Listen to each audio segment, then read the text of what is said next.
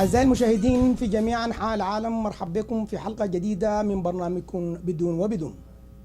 دي حلقة خاصة كما سبق ونوهنا عليها إنه حيكون الضيف فيها هو النائب البرلماني ريك دكاسرا في أتوا، هو ممثل لمدينة سان كاترين. في البداية نرحب بالنائب البرلماني. At the beginning, we welcome you in our program and thank you for supporting to our organization, Sudanese Canadian organization. From the beginning, Rick, we would like just only to give us the brief information about what the Canadian government stand for the Arab Spring, and specifically what they think about the new regime or after the people remove Mohamed Morsi of power. Well, thank you, Man, and thank you for having me here today. I know these are important issues that we're talking about, and the federal government has an impact on them. And you know, we certainly support the aspirations and the future and the effort that was put forward in Arab Spring. I mean, it really spoke to what people wanted for themselves, what they wanted for their countries, and what they believe should happen in terms of a reform in their government and reform in a process called democracy, which they were so much wanting to see happen. In terms of Canada's position on Egypt, I thought it would be great just to read a quote from our Foreign Affairs Minister, John Baird, who was in Egypt just this Easter. Yeah, I hear that he had been in Egypt. He was there, yes. And he said, we stand, and I quote, "We stand with the Egyptian people in their efforts to build a stable, inclusive, prosperous, and democratic Egypt based on respect for human rights, fundamental freedoms, and the rule of law." What's interesting there, Imad, the last part of that, the human rights, fundamental freedoms, and the rule of law, that is exactly the way Canada is run and organized. It's a reflection of the way we believe Egypt should be as well. Oh, that's good. Everybody, even that's see a lot of decision Canada made around the world. But there is some issues here. People all the time see the Canadian government stand up on the position of peacekeeper.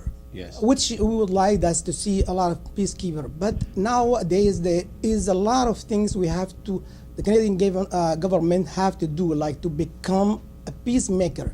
What do you think about these issues regarding the change at the Arab regions, specifically in Sudan? Yes. Well, I think you make a great point that there's a difference between peacekeeping and peacemaking. And in Afghanistan, we were part of a NATO-led alliance that was all about peacemaking. But we did understand that there was a transition to be made in Afghanistan with respect to training soldiers, with respect to training their police officers. When you look at Sudan today, really one of the saddest places in the world. I mean, when you look at what happened in Rwanda in 1994, we don't see that much of a difference as to what's happening in Sudan today. And you know, the ethnic-based violence really needs to end. We support peace talks. We've been pushing both of sides to the negotiating table, because seriously, if you're going to have a lasting peace, negotiating at a table is the way that it's going to happen. We know that if we follow up what happened in Sudan, Sudan is being separated now, or independent Southern Sudan from the North of Sudan. And the International Committee thought in one time that by separating Sudan, the South from the North, we get the peace. But unfortunately, now we see that Sudan is being separated from the North, but there is a war in the South of Sudan, and there is a war in the North of Sudan. What is Canada can do something at least that to push the peace process or to be part of this process? Well, I think we have four roles to play, or a role to play that has four pieces in it. And the first is we need to be one of the key financial contributors. There's no question that for lasting peace, it means countries like Canada are going to have to step up and from a financial aid perspective, assist. Look at in terms of support provided, we contracted helicopters, which are so necessary to bring in goods, to bring in people that were essential for the mission. The third is we provided equipment and technical assistance through the deployment of military personnel and civilian police officers to assist. And fourth, we actually loaned about 105 of our armored vehicles to the mission in support of the original African Union mission in Sudan. We're still contributing to the UN mission in South Sudan, which started, as you know, in 2011. I think that's the role Canada has played, and it's a role Canada will continue to play. Actually, that's we appreciate what the Canadian government do and what they did in the past. But as everybody follow up, the Canadians have a lot of trust from the Arab country, from the African, because that's all the times still the picture of Canada is a great picture around the image, general image, it's still good. What do you think that we have now a lot of Canadians, Sudanese Canadians, and what do you call it, Egyptian Canadians, all these things. What the government do or any plan to use part of these citizens, at least that they have a better understanding and better communication with even the government or the, what do you call it, the opposition party. What do you think about this? Well, let me give you a couple of examples because you raise a great point. I mean, we're a very multicultural country. We, our top immigration comes from the Philippines, from China, from South Asia. Our immigration numbers are growing consistently, and the Sudanese play a strong role in that. If you look at the last two conflicts that took place in the world where Canada has intervened or interjected itself, Sri Lanka and Ukraine. In both of those circumstances, the settings have led to civil unrest in Sri Lanka, a 30-year civil war which took place. And what we did, rather than just take unilateral action, we sat down with the diasporas. Our diaspora from Ukraine, the leader of the Ukrainian Congress has assisted us a great deal in terms of its leadership and understanding what's happening in Ukraine and what position Canada should take, which action Canada should take with respect to sanctions, for example. Likewise with Sri Lanka. We sat down with Sri Lankan Canadians, leaders in this country who understand Sri Lanka, who understand what the government was doing, understood what the opposition was doing, not just during the time of civil unrest and during the Civil War, but post-Civil War. That we actually listen and understand. It's why we made a determination. The Prime Minister took a very, very strong stand within the Commonwealth and said he would not be attending the Commonwealth meetings that took place in Sri Lanka because they have not started the process of reconciliation. Well, those kind of recommendations, strong recommendations, come from the Sri Lankan Canadian community. I believe we're going to do the same thing, and we are doing the same thing with the Sudanese community to get the best advice that we can from fellow Canadians who understand what's happening there.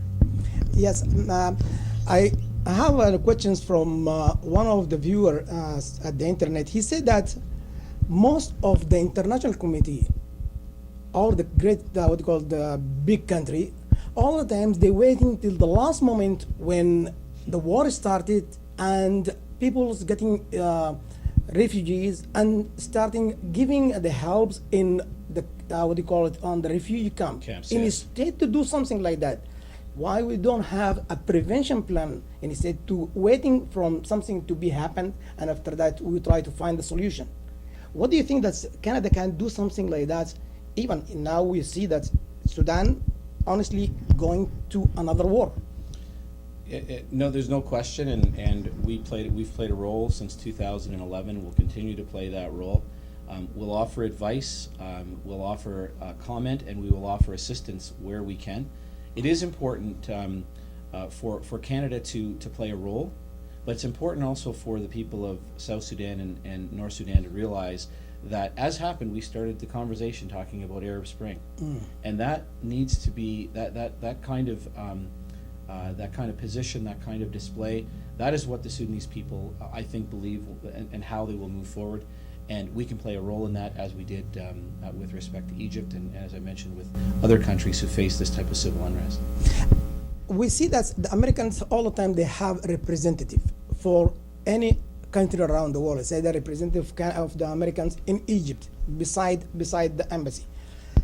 Is the Canadian have any representative for the Canadian, at least that to sit down with the opposition party, with the government, with the NGO, with other things, at least that to have a feedback from all these organization or party, when we have a solution or sit down on the table of the negotiation, at least that the Canadian have better understanding, better way to discuss the Sudanese. Is the Canadian government have any representative taking the file of Sudan or the regions Well, we have obviously Minister Baird is as our Foreign Affairs Minister is very up to date on what is happening. He brings recommendations forward to Cabinet. He brings recommendations forward to the Prime Minister, and our Ministry of Foreign Affairs is very engaged. We have a department which in terms of how we look at the world in terms of geography and the areas that we need to have input into. And we also have the opportunity to sit down with the Sudanese ambassador to be able to direct to him our feelings, our understanding of what is happening there, and to make sure that in response that he's able to fill us in on what is happening. So I do think we're engaged. I think that when the volatility of the country rises, Canada pays more attention. We do that in every other country. That will be no different in Sudan. You bring a very great point when you said about the Sudanese embassy. I don't know if you have any connection with the Sudanese ambassadors in Canada. Did you have any time or any chance to meet him? Yeah, I have. We've had the opportunity to sit down. I've done my best when I know that people from the Sudanese community have some issues that they would like to resolve, whether it be with their country of origin. I think that's the opportunity we have to get that Sudanese ambassador who is here on Canadian soil to sit down with his own people to understand what the issues are. Okay. Yeah, Mr. Rick, that's when we're talking about the ambassadors in Canada, because there is a lot of complaint generally about the Canadian, about the ambassadors of Sudan around the world, which we will have very strong belief that all of them, they are followers. They don't make a decision, right. Or even that's our Ministry of Foreign Affairs. We find a lot of complaint about him because he's not a decision maker. If there is any other decision being made, he have to take it back and get response or something like that. Well, you make a great point. You know, the fact is, like you look at what the Ukrainian ambassador has done under the conflict that is taking place. He's very public. He's prepared to do media. He is prepared to state positions to the Canadian public, to the Ukrainian Canadians, to get an understanding of what the government's position is at the time. And you have to think that it must be very difficult for him, based on Yanukovych's departure, dismissal as the leader there who had originally appointed him.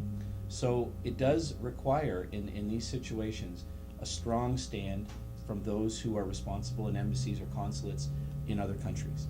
And it is important, if there are issues that need to be brought forward by the Sudanese government or by the Sudanese ambassador, just he as an individual has the right and the responsibility to come forward, to speak, to ask for meetings, to encourage Canada's engagement and give us advice as to how that should happen. There's no question that that leadership role is important. It's not one of following, it's one of taking action. Okay.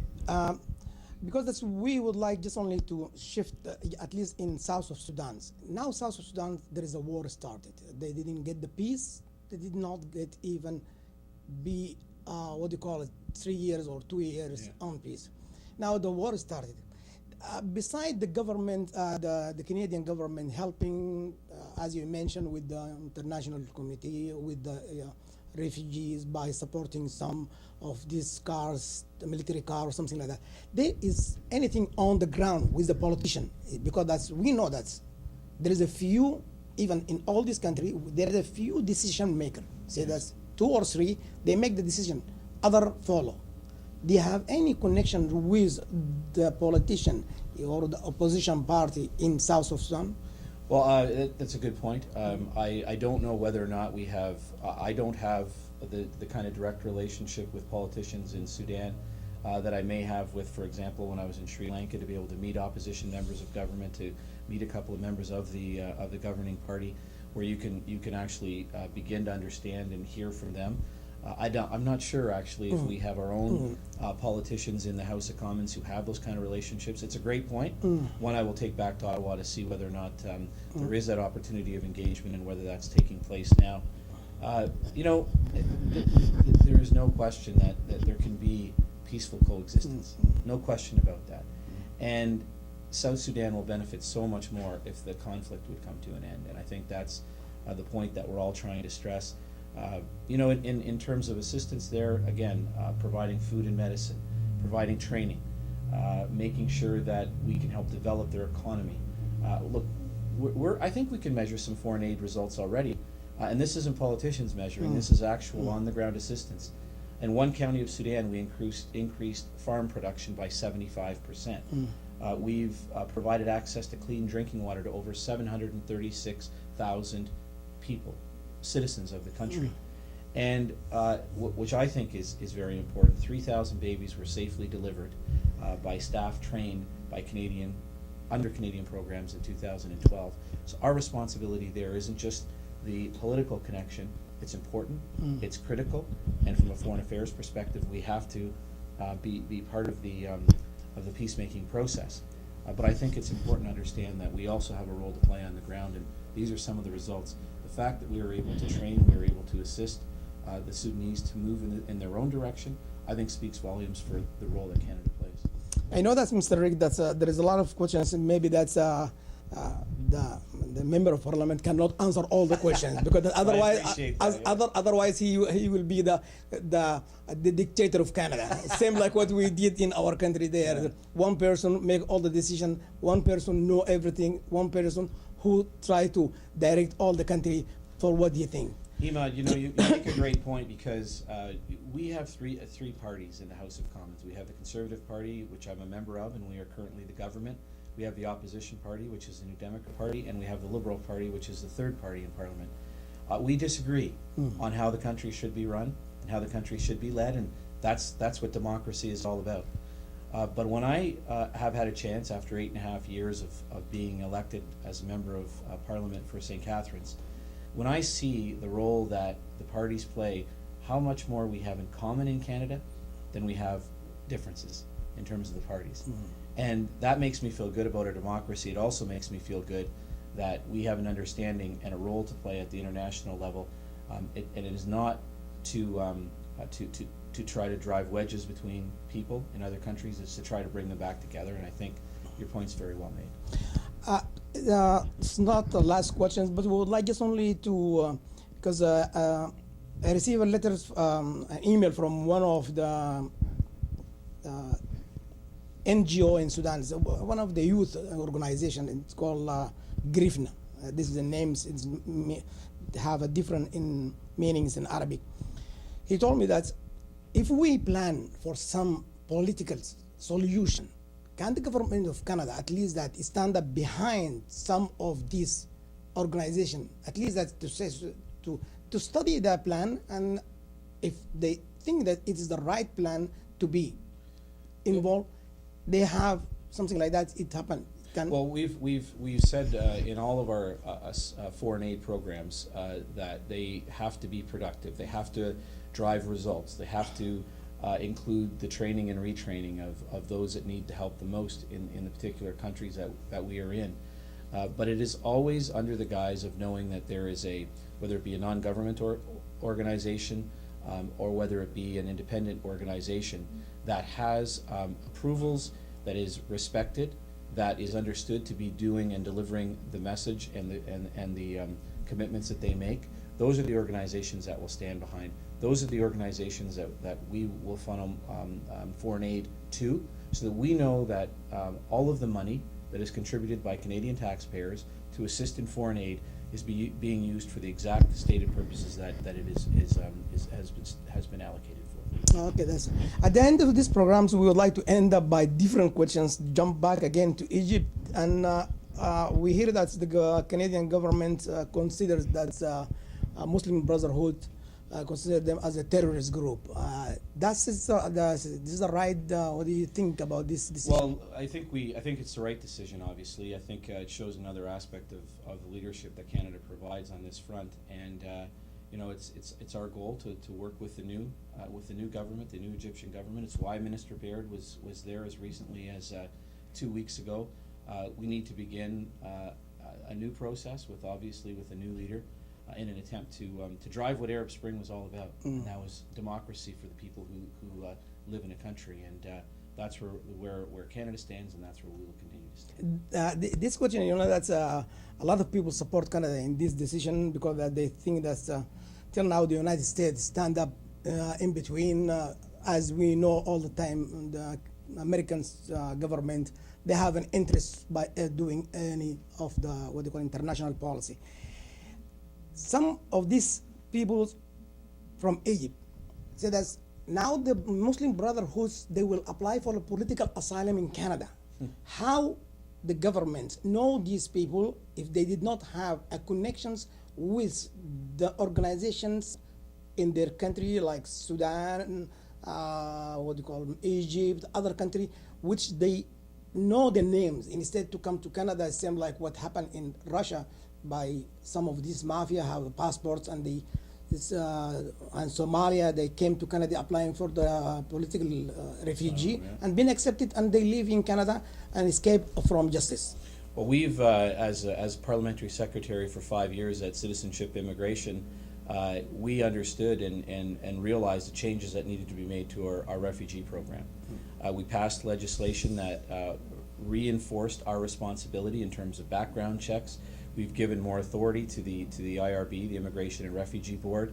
We have completely changed the process upon which an individual can apply for refugee status here in Canada. The process now, if you are from what is deemed a safe country, you will have 45 days to submit your application and get a hearing and be determined as to whether or not you should receive a refugee status or asylum in Canada. Those that are from unsafe countries, like those that you've mentioned, they have a bit longer of a process, but no longer are we going to see 3, 4, and 5 year waits before the Immigration and Refugee Board for individuals who claim asylum. They're going to have that finished within 246 days maximum. So we'll know very, very quickly whether or not an individual has earned their right to claim asylum in Canada, or whether or not they haven't. And Minister Kenny was clear during our time at immigration for both him and I that one of the substantial changes that we had to make was to our refugee system. We did that.